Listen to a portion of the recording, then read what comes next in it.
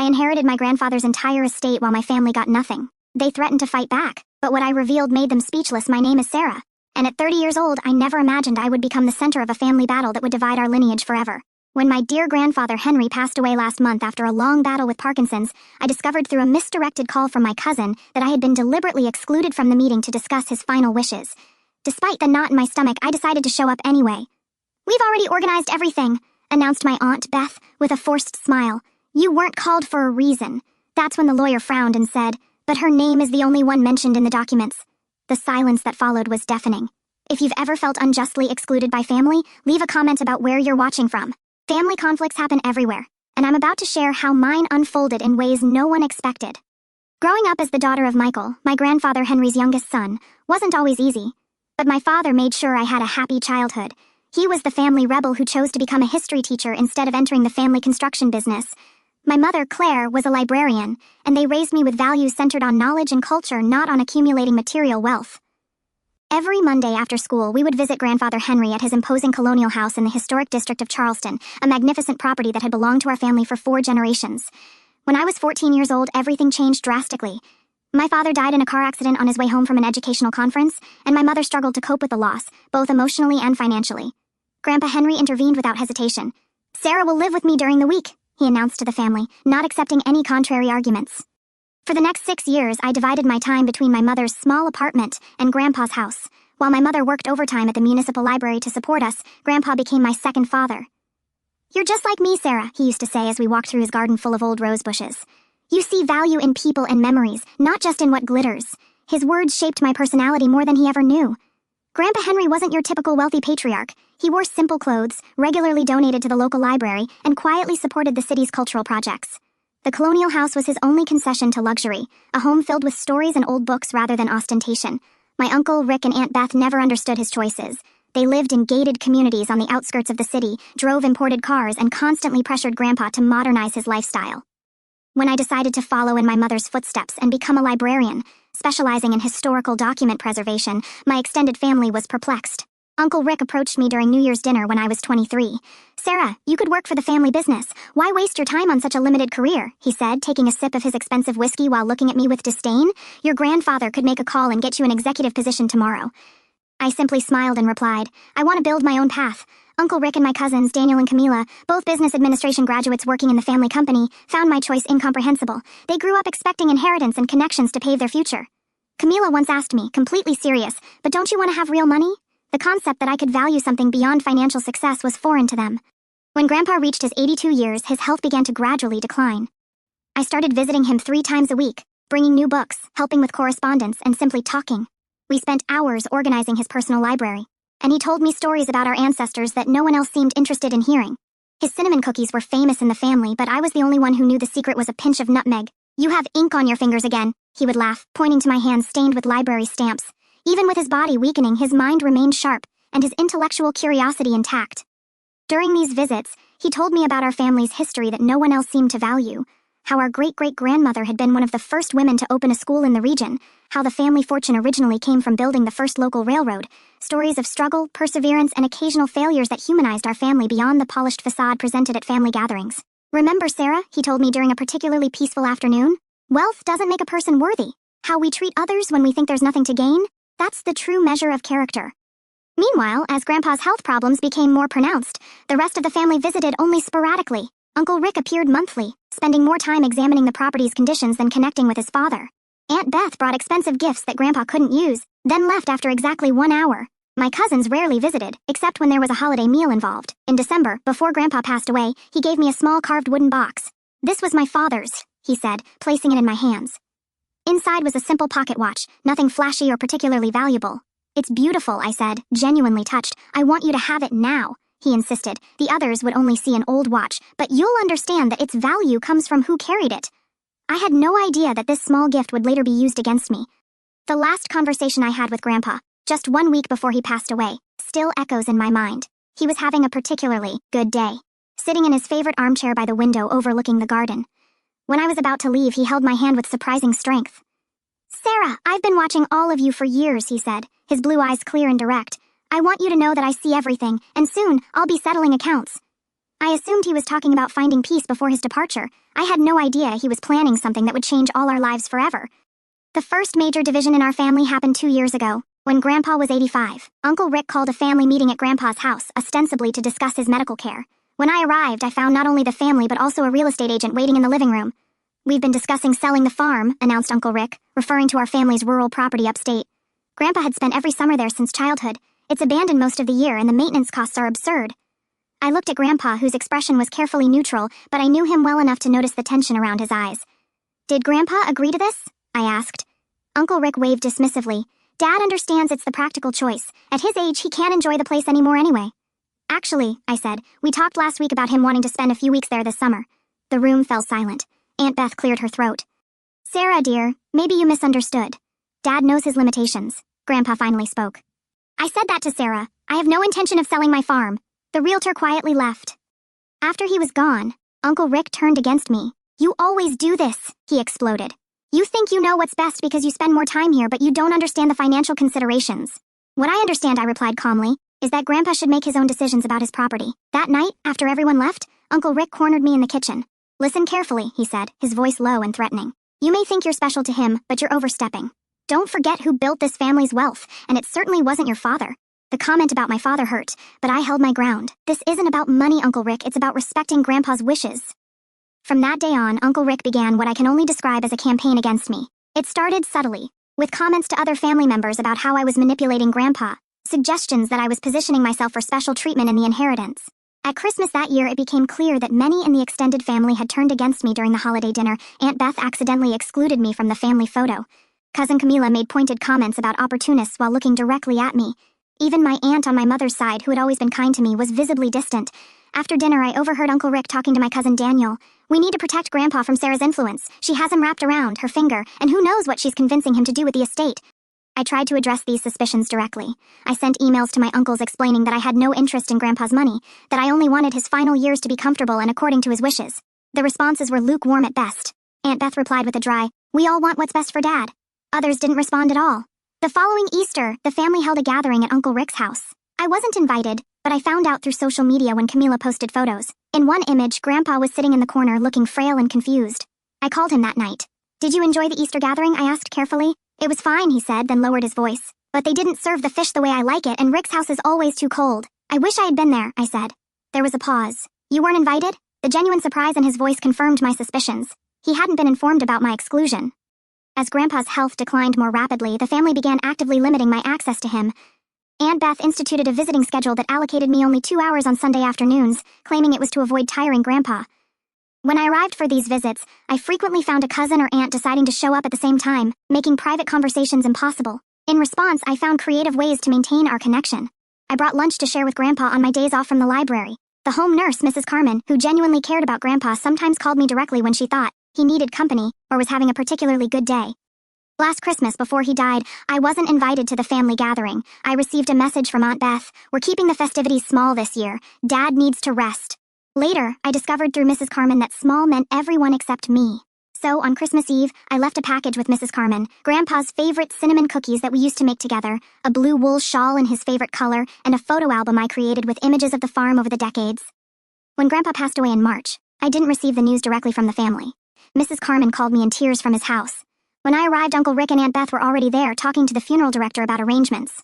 "Oh, Sarah," said Aunt Beth with artificial sweetness when she saw me. "We were going to call you, of course. The funeral was a parade of family politics." I was seated in the third row behind extended family members who had seen Grandpa maybe twice in the last decade. I wasn't asked to speak, despite having spent more time with him than anyone in recent years. Uncle Rick gave a speech that focused largely on Grandpa's business acumen and the legacy he had left for the family through the construction company. Throughout all this, I kept thinking about what Grandpa had said about settling accounts. I had no idea how prophetic those words would prove to be. 2 weeks after the funeral, I was preparing dinner in my small apartment when my phone buzzed with a message. It was from my cousin Camila, clearly sent to a group by mistake, "Meeting tomorrow at Dr. Foster's office, 2 p.m. Mom said not to tell Sarah. I stared at the message, my stomach dropping. A second later, another message arrived. "Sorry, wrong group. Please ignore." I sat at the kitchen table, a cold feeling spreading through me. So, this was how it would be. They weren't even going to tell me about the will reading. Whatever inheritance Grandpa might have left me, they apparently planned to keep me completely in the dark about it. All night, I debated what to do. Part of me wanted to respect their wishes, to rise above the pettiness. I had never cared about Grandpa's money. Our relationship had been about love, not inheritance. But another part of me, a stronger part, felt that Grandpa would want me to be there. If nothing else, I deserved to hear his final wishes, even if he hadn't left me anything. In the morning, I had made my decision. I called to request the day off work, something I rarely did. I carefully selected my outfit, a simple navy blue dress that Grandpa always complimented. Professional, but not flashy. I wanted to look respectful, not like someone desperate for money. As I drove to the law office in downtown Charleston, my hands trembled on the steering wheel. I rehearsed what I might say, how I would handle the inevitable confrontation. In the parking lot, I sat for several minutes, gathering courage. "Stand up for yourself, Sarah," I could almost hear Grandpa saying. "You belong anywhere I wanted you." The Foster and Associates office occupied the second floor of a restored colonial building. When the elevator doors opened, I saw them immediately, Uncle Rick and Aunt Beth, my cousins Daniel and Camila, even distant cousin Luke, who had barely spoken to Grandpa in the last decade. They were clustered in the waiting area, talking in low voices. Aunt Beth saw me first, her face froze mid-sentence, then quickly reorganized into a mask of disapproval. "Sarah," she said loudly, making all the others turn. "What are you doing here?" I raised my chin slightly. "I'm here for Grandpa's will reading." Uncle Rick stepped forward, physically placing himself between me and the group. "You weren't invited. This is for family." "I am family," I said simply. "You know what he means," Camila interrupted. "Family that respected Grandpa's wishes instead of trying to influence him." Before I could respond, a door opened and a middle-aged man with graying hair and glasses appeared. "Are you all here for the Henry estate?" he asked, then noticed the tension. "Is there a problem?" Aunt Beth stepped forward with her most charming smile. "Dr. Foster, it seems there's been a misunderstanding. Sarah shouldn't be included in today's reading." Dr. Foster looked confused. "Miss Sarah, Henry's granddaughter?" "Yes, that's me," I confirmed. He consulted his clipboard. "Then you should definitely be here. Please, everyone, come in." The conference room was elegant, but not ostentatious, with a long mahogany table and comfortable leather chairs. I sat near the door, feeling all eyes on me. The whispers were barely concealed. She must have found out somehow. Rick is going to be furious. Dr. Foster cleared his throat, bringing the room to order. "Before we begin, I should mention that I was Henry's friend as well as his lawyer for more than 25 years. He was very specific about his wishes, and I intend to honor them exactly." He began to reach for a folder, but Aunt Beth interrupted him. "Dr. Foster, I feel I should explain the situation with Sarah. She wasn't invited today because we've already discussed the distribution of most items. We didn't want to waste your time." I felt my face burning as everyone turned to look at me again. "We've already organized everything," my aunt announced with finality. "You weren't called for a reason." Dr. Foster frowned, looking genuinely perplexed. "I'm afraid there's been a serious misunderstanding, Mrs. Beth. Nothing should have been distributed, yet." He looked directly at me. And as for Miss Sarah not being invited, he opened the folder in front of him and adjusted his glasses. "That would be highly irregular, considering the contents of the will." "What do you mean?" Uncle Rick demanded. Dr. Foster looked up, his expression professionally neutral but with something like satisfaction in his eyes. "I mean that her name is the only one mentioned in the will." The room fell into deadly silence. I felt as if all the air had been sucked out, leaving us in a vacuum where no one dared breathe. "That's impossible," Uncle Rick finally stammered. "There must be some mistake." "I assure you there isn't," Dr. Foster replied, his tone making it clear he wasn't a man who made mistakes. "Perhaps it would be best if I simply read the will as Henry intended." Dr. Foster put on his reading glasses and began in a clear, firm voice. "I, Henry, being of sound mind and body, declare this to be my last will and testament, revoking all previous wills and codicils." The formal legal language continued for a moment before he reached the critical section. "After careful consideration and observation of my family over recent years, I have come to a decision about the estate. I therefore leave all my properties, both real and personal, including, but not limited to my main residence at 47 Flower Street, my rural property in Pine Valley, all financial accounts, investments, personal belongings, and family heirlooms to my granddaughter Sarah." There was a collective gasp. Camila dropped her water glass, sending it shattering across the wooden floor. No one moved to clean it up. "This can't be legal," said Uncle Rick, his face assuming an alarming shade of red. Dr. Foster continued as if he hadn't been interrupted. "I've included a personal letter explaining my decisions, which Dr. Foster will provide to Sarah privately. However, I wish to make it clear that this decision was made with full awareness and careful consideration." He looked up from the document. "There's more, but perhaps we should address immediate concerns first." Aunt Beth was crying now, mascara running down her cheeks, after everything we did for him. The medical appointments, the family dinners, maintaining his social position when he insisted on associating with those library people. Daniel leaned forward. "We're going to contest this. He clearly wasn't of sound mind." Dr. Foster shook his head slightly. "I would advise against that course of action."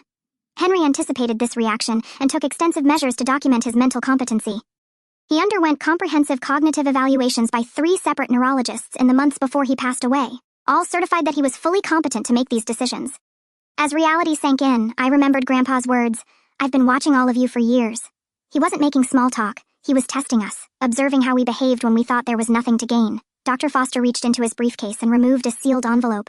"Sarah, your grandfather asked me to give you this letter privately, but given the circumstances, you may want to share certain parts with the family." With trembling hands, I opened the envelope and began reading silently. My dear Sarah, if you're reading this, then I've moved on to whatever comes next, and you've just discovered that you're my sole heir. I imagine the family isn't taking it well. For years, I watched how each of you behaved around me. Rick visited only when he wanted to discuss rationalizing my assets. Beth came with expensive gifts but never stayed long enough for a real conversation. The grandchildren, except for you, called only on birthdays and holidays, but you, Sarah, you came because you wanted to be with me. You listened to my stories, organized my library, and treated me like a person, not like a bank account waiting to be accessed. I've been conducting a test these past years. I deliberately mentioned valuable items near different family members to see how they would react. I observed who asked about my health and who asked about my portfolio. I noticed who helped because they cared and who helped because they thought they should. You were the only one who never failed the test. With love and complete confidence in you, Grandpa Henry. I looked up from the letter, tears streaming down my face to find the room in chaos. Uncle Rick was on the phone, presumably calling his lawyer. Aunt Beth was berating Dr. Foster about undue influence. Camila was crying dramatically while Daniel stared at the wall in shock. There's something else everyone should know, Dr. Foster said loudly, cutting through the noise. Henry documented everything. He kept meticulous records of visits, conversations, and behaviors. He installed a security system in his house 2 years ago that tracked who came and went. He saved text messages and emails. He even recorded some conversations, which is legal in South Carolina as long as one party consents. He opened another folder. Additionally, Henry was aware that items had already been removed from his house without his permission. He kept a complete inventory with photographs of all his belongings. This is ridiculous, Aunt Beth scoffed, but her voice lacked conviction. Is it? Dr. Foster raised an eyebrow. Then perhaps you can explain why the Tiffany lamp from the study is currently in your living room. Or why Henry's diamond bracelet was worn by Camila at a charity event last month.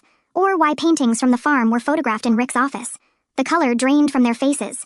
The will includes a condition, Dr. Foster continued. Any items removed from Henry's properties must be returned within 30 days. Failure to do so will result in legal action. Uncle Rick finally exploded. This is your fault, he screamed at me, pointing a trembling finger. You manipulated a confused old man. You turned him against his own family. I thought about all those Sunday afternoons I spent with Grandpa, talking about books, birds, and family history. I thought about the times I took him to medical appointments when no one else could take time off work. I thought about the simple joy on his face when I brought his favorite ice cream just because it was Tuesday. No, Uncle Rick, I said calmly. Grandpa knew exactly what he was doing. He always knew. The following weeks were a nightmare. I left Dr. Foster's office that day with Grandpa's letter pressed against my chest and my family's threats echoing in my ears. Uncle Rick's last words to me were, "This isn't over." Not by a long shot. He wasn't lying. The next morning my phone started ringing before dawn. First Aunt Beth, then Cousin Camila, then relatives I barely knew, all demanding explanations, making accusations, or trying to negotiate for items they thought they deserved. I stopped answering unknown numbers, but the voicemails piled up. Sarah, this is your Aunt Beth. I hope you'll do the right thing here. Your grandfather wasn't thinking clearly. We all know that. Call me immediately. Hi, it's Daniel. Look, I know we weren't close, but that silver set was promised to me years ago. I can send you the email where Grandpa mentioned it. Sarah, this is Uncle Rick. My lawyer will be contacting you. What you've done is despicable and won't hold up in court. By the end of the week, the harassment had moved online. Camila posted a veiled attack on social media. Amazing how some people can pretend to care about family just to get what they want. True colors always show. Eventually, distant relatives I hadn't spoken to in years suddenly messaged me, either condemning me or trying to establish friendly connections now that I had inherited wealth. I changed my phone number and locked down my social media accounts. But the stress was taking its physical toll. I wasn't sleeping, had constant headaches, and my supervisor at the library noticed I was making small mistakes I would never have made before. Sarah, is everything okay? She asked after I forgot to catalog a rare book donation. This isn't like you. I broke down and told her everything. She immediately insisted I take a week of personal leave. Our patrons need you at your best, she said gently. Take time to get your legal affairs in order. During that week, I finally visited Grandpa's house. My house now, according to the will. I used the key I'd had for years and entered the quiet, empty rooms that still smelled faintly of the lavender cologne he wore. But something was wrong. The house felt hollow, with conspicuously empty spaces on walls and shelves. Moving from room to room, I began to realize the extent of what had happened. The antique clock that had always been in the hallway. Gone. The crystal figurine collection that Grandpa treasured, missing several pieces. His desk in the bedroom, almost empty of all personal items. They had already taken so much, not just valuable items, but things of purely sentimental value. The hand-knitted blanket that Grandpa's mother had made. The souvenir spoon collection from his travels with Grandma. Even the worn recipe book where he had written notes in the margins. I sat on his bed, now stripped of the handmade quilt that should have been there, and cried until I had no more tears. It wasn't about the monetary value, it was the erasure of his presence, the theft of memories I had hoped to keep close. At the back of his closet, I found a small safe I didn't know existed. After trying several combinations that might be meaningful to him, I finally used his birth date, and it opened. Inside was a leather-bound journal, several flash drives, and a note in his handwriting, "For Sarah, use if necessary." The journal detailed everything, every visit, every conversation, every item borrowed that was never returned. He had been documenting the family's behavior for years, creating a record that would be impossible to contest. The flash drives contained backup copies of emails, photographs of his belongings, and even audio recordings. One entry from 6 months before his death stood out. "Rick visited today, spent 10 minutes asking about my health, then an hour trying to convince me to simplify my estate by selling the rural property." When I refused, he became quite irritated and said I was being irrational about a depreciating asset. What he doesn't know is I had the property appraised last month. It's worth almost double what Helen and I paid for it. Rick never understood the difference between price and value. Another entry was even more revealing. "Beth brought Camila for a casual visit today. While Beth kept me occupied in the living room, Camila disappeared upstairs for almost 20 minutes. After they left, I checked my jewelry box. As I suspected, my tennis bracelet is now missing. Updated the inventory and took photos of the empty space. I wonder if they realize there are cameras in the upstairs hallway now." Armed with this evidence, I contacted Dr. Foster again. "I need to fight back," I told him. "They've already taken so much." "Henry suspected this might happen," he said gravely. He was very thorough in his preparation. "I'll connect you with a lawyer who specializes in contested wills and estate theft." The lawyer, Miss Patricia Silva, was a formidable woman in her 50s, with a reputation for being ruthless. She reviewed Grandpa's documentation and immediately began drafting cease and desist letters for everyone who had taken items from the house. "This is one of the most well-documented cases I've ever seen," she told me. "Your grandfather was extraordinarily methodical." The legal response only intensified the family's campaign against me. Uncle Rick, true to his word, filed a lawsuit contesting the will on grounds of undue influence and lack of testamentary capacity. Aunt Beth began calling my colleagues at the library, insinuating that I had neglected elderly patrons to spend time manipulating my grandfather. The library director called me into her office. "Sarah, I know these accusations are unfounded, but they're becoming disruptive. Several families have expressed concerns after receiving calls from your aunt. My professional reputation, which I had built through years of dedicated service, was being systematically attacked. The stress became so severe that I developed insomnia and began having panic attacks. My doctor prescribed anxiety medication and strongly recommended therapy. Your physical symptoms are a direct result of this ongoing stress," she explained. "This level of family conflict creates genuine trauma." When I thought things couldn't get worse, I received an email from a local reporter asking for comments about the estate dispute that has divided one of Charleston's oldest families. Somehow, the story had leaked to the press. That night, alone in my apartment with the curtains drawn, I hit my lowest point. I seriously considered giving up, signing away the inheritance just to make the nightmare end. I picked up Grandpa's letter again, seeking comfort in his words. When my phone buzzed with a message from an unknown number. "Sarah, this is Mrs. Carmen, your grandfather's nurse. I still have some things he wanted you to have, personal items I kept safe. Can we meet?" The next day, Mrs. Carmen handed me a small box. "He made me promise to keep these separate from everything else in the house. Said you would know what to do with them when the time came." Inside the box were more memory cards and a small digital recorder. When I plugged the first card into my laptop, I found dozens of video files. Grandpa sitting in his favorite chair speaking directly to the camera. In the first video, dated almost 1 year before his death, he looked directly at the lens with clear, sharp eyes. "My name is Henry. Today is September 15th, and I'm recording this of my own free will with full mental capacity, as Dr. Foster can attest." The camera panned to show Dr. Foster sitting nearby, who waved and stated his name and the date. "I want to explain my decisions about my will," Grandpa continued. "For years, I've watched my family's behavior, I've tested their character and their motivations, and I've made my decisions accordingly." He went on to detail specific incidents, dates, and observations that led to his decision to leave everything to me. His voice was strong, his reasoning clear and specific. There would be no way for anyone to claim he was confused or manipulated. As I watched video after video, I felt Grandpa's presence envelop me. He hadn't just left me his belongings, he had left me the means to defend his wishes. He knew exactly what would happen and had prepared meticulously for it. In the final video, recorded just weeks before his death, he looked more frail, but his eyes still sparkled with determination. "Sarah, if you're watching this, then things have gotten difficult, as I expected they might. Remember what I always told you about standing up for yourself. Sometimes kindness means having the courage to set boundaries. I didn't raise you to be a doormat, my dear. I raised you to be just like me, and I never let anyone take advantage of me." For the first time since the will reading, I felt a spark of my old strength returning. Grandpa had trusted me not just with his belongings, but with his legacy. I couldn't let him down. The next morning, I called Miss Silva. "I have something you need to see," I said, and brought all the videos and recordings. After reviewing them, she leaned back in her chair with the first genuine smile I'd seen from her. "This changes everything. Your grandfather didn't just build a case, he created a fortress." With this new evidence, we developed a comprehensive strategy. First, we filed a formal inventory of all missing items with the probate court, complete with photographs and documentation of their current locations. Then, we sent formal legal demands for the return of each item, with clear deadlines. Simultaneously, Miss Silva filed a motion to dismiss Uncle Rick's lawsuit contesting the will, attaching Grandpa's videos as evidence. No judge in South Carolina will rule against your grandfather after seeing these, she assured me. We also contacted the library's legal team, providing evidence that the accusations against me were part of a targeted harassment campaign. They immediately issued cease and desist letters to my relatives, threatening legal action if the defamatory calls continued. For additional support, I contacted several of the nurses and caregivers who had cared for Grandpa in his final months. They were happy to provide sworn statements about the frequency of my visits compared to the rest of the family. You were there at least 3 times a week, confirmed Nurse Santos. Sometimes your uncle would go a month without showing up, then spend the whole visit on his phone. Mrs. Carmen provided a detailed calendar she had kept of all visitors, showing that I had visited Grandpa 87 times in his final year while Uncle Rick had visited 9 times and Aunt Beth 12 times. My cousins had visited only on holidays. We also obtained financial records showing that Uncle Rick had borrowed substantial sums from Grandpa over the years without repayment and that Aunt Beth had charged numerous personal expenses to Grandpa's accounts under the pretense of care costs. Armed with this mountain of evidence, Miss Silva suggested we call a family meeting at her office. Sometimes showing all your cards at once can avoid months of unnecessary litigation, she explained. On the day of the meeting, I arrived early, my stomach in knots despite our strong position. One by one they entered, Uncle Rick with his lawyer, a nervous-looking man who kept checking his watch, Aunt Beth, who refused to meet my eyes, cousins Daniel and Camila, both trying to affect bored expressions that couldn't quite hide their anxiety. Thank you all for coming, Miss Silva began once everyone was seated. We've called this meeting to resolve some pending issues regarding Henry's estate. Uncle Rick's lawyer immediately launched into a prepared statement about significant concerns regarding undue influence and questions about testamentary capacity. Miss Silva let him finish before responding. Before we proceed, there are some materials I think everyone should review. She pressed a button on the remote, and the large screen on the wall came to life with Grandpa's face.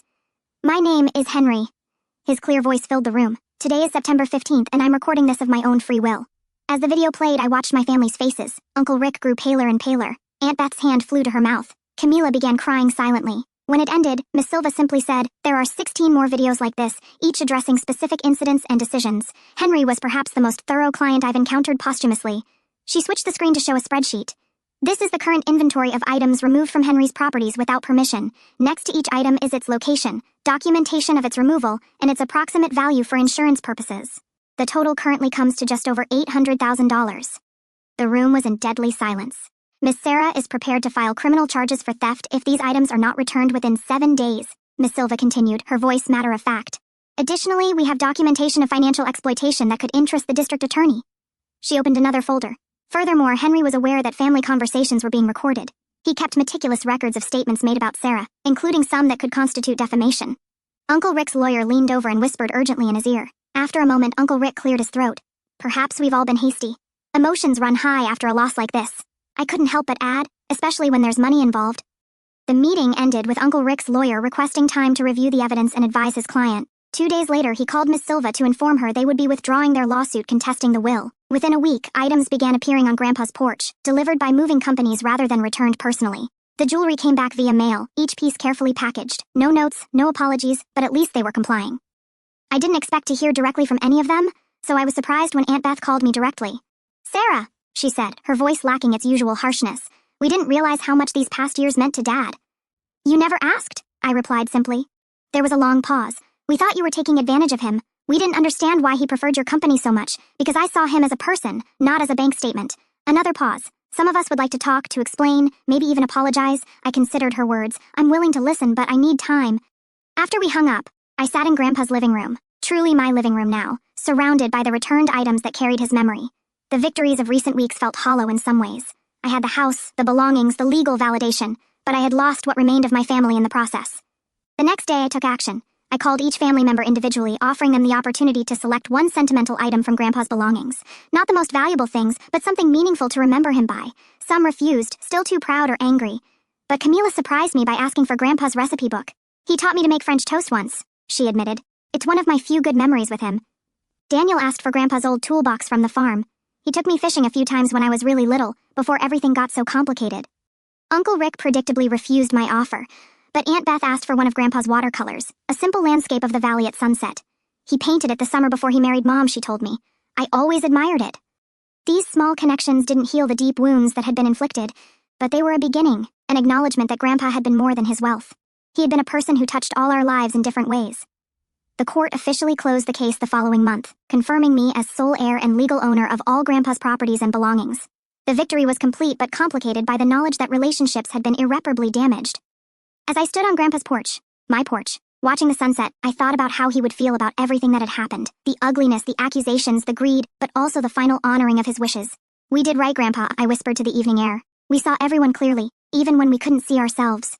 6 months after the will reading that changed everything, I sat in Grandpa Henry's garden, now my garden, watching bees lazily buzzing around the lavender bushes he had planted years ago. The property had transformed in subtle ways. I maintained the character and coziness he had cultivated but added touches that reflected my own personality. New bookshelves in the library, a small meditation corner in the sunroom, wind chimes hanging from the porch ceiling.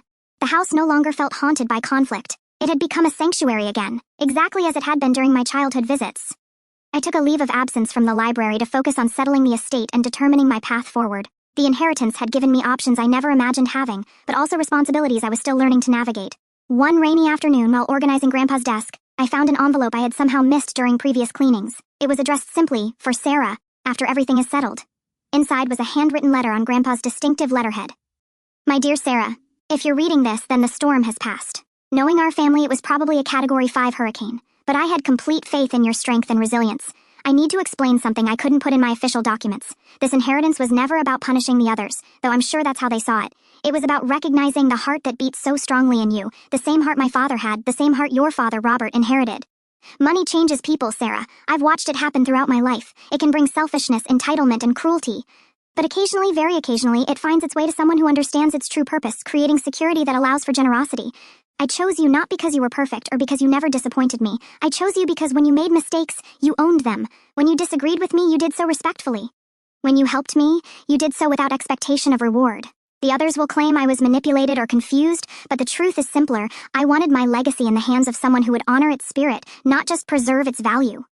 Now some advice from beyond. Don't let this wealth change who you are. Use it to become more authentically yourself. Take that trip to Europe we always talked about. Fund that literacy program you dreamed of creating. Keep the farm in the family. Someday you might have children who will love it as we loved it. And perhaps when the wounds heal enough, find ways to include the family again, not because they deserve it, but because connection matters. Set boundaries, certainly. I wasn't raised to be a doormat, and neither were you, but leave room for growth and reconciliation.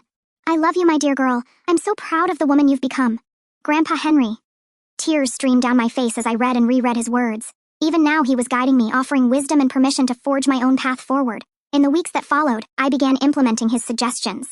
I established the Henry Memorial Scholarship at the library science school I attended, specifically for students interested in historical preservation and community literacy. I began the paperwork to create a foundation focused on supporting elderly people without family support, people who, unlike Grandpa, had no one to advocate for them in their final years.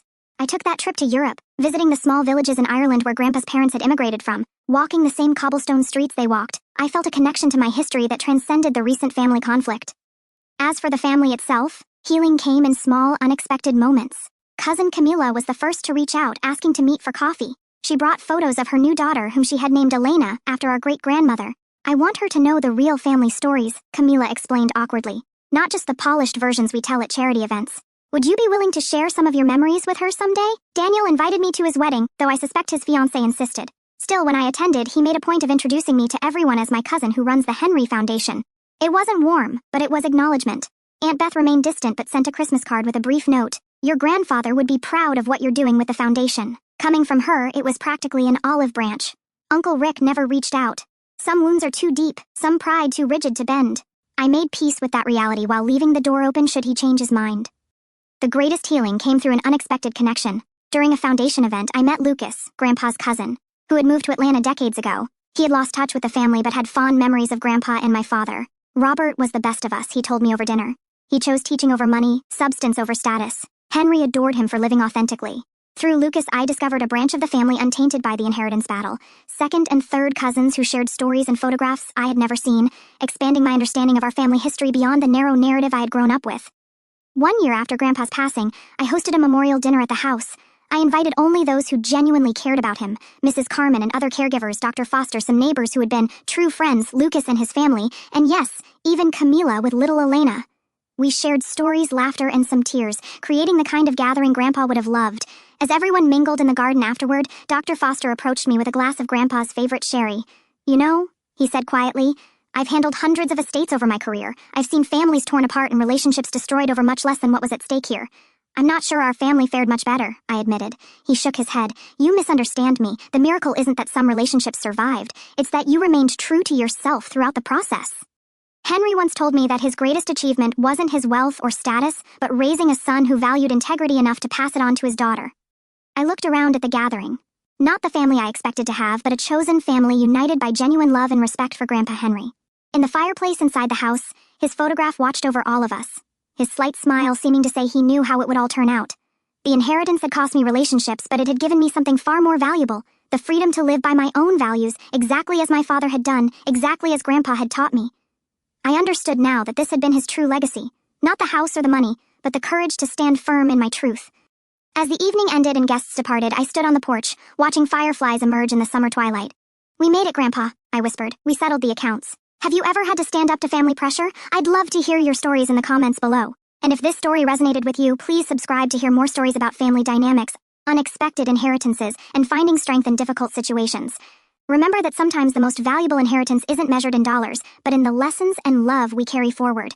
Thank you for listening to my story today. May you always find the courage to honor your own truth, exactly as my Grandpa Henry taught me.